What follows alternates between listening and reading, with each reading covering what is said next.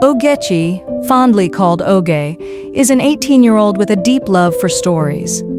Born into a struggling family known as the neglected Chidis, she grew up escaping reality through books. While her neighborhood mocked her family's poverty, Oge found solace in fictional worlds, spending school hours in the library and the rest of her day in her tiny, shabby room, imagining herself as the main character of every novel.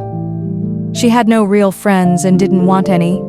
Her dream? To become a great novelist someday. One sunny Monday, Oge returned from school to find her mother crying bitterly. "We've run out of grace from Madame Gloria," she sobbed. "She's threatening to have your father arrested if the debt isn't paid by Sunday." The living room felt heavy with sorrow.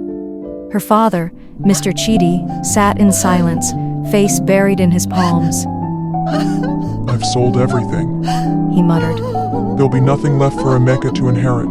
Nothing but this dungeon of a house. I trusted my brother to manage the family business while I was away for a month. And now, he's living large with everything I worked for." Oge felt tears sting her eyes as she rushed out of the house. She needed an escape. She made her way to the nearby library shop, a place that always brought her peace.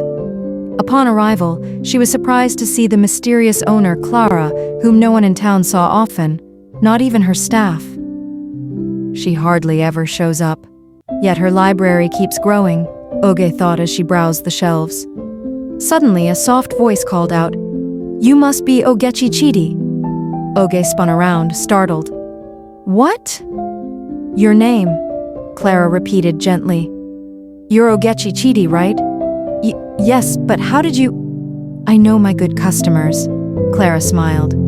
"Come with me. I have a book to recommend." Though curious and slightly nervous, Oge followed her down a dim hallway. The deeper they went, the more surreal it felt.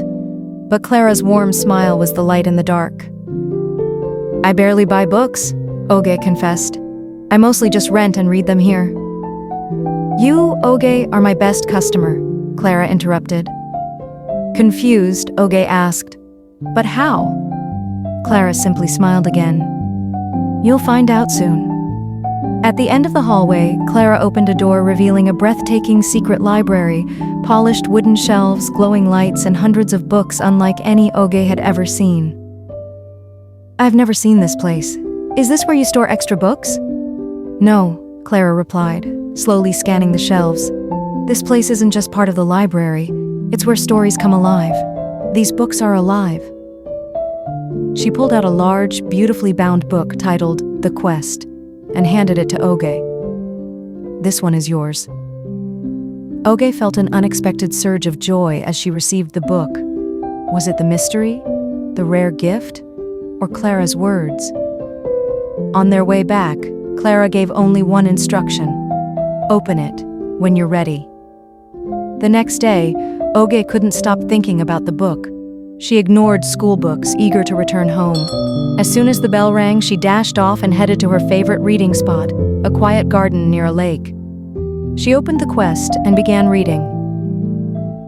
The Celestial Kingdoms had chosen 3 gifted princesses for the quest to recover the lost Crown of Hearts, an artifact that held the pride and wealth of the entire realm.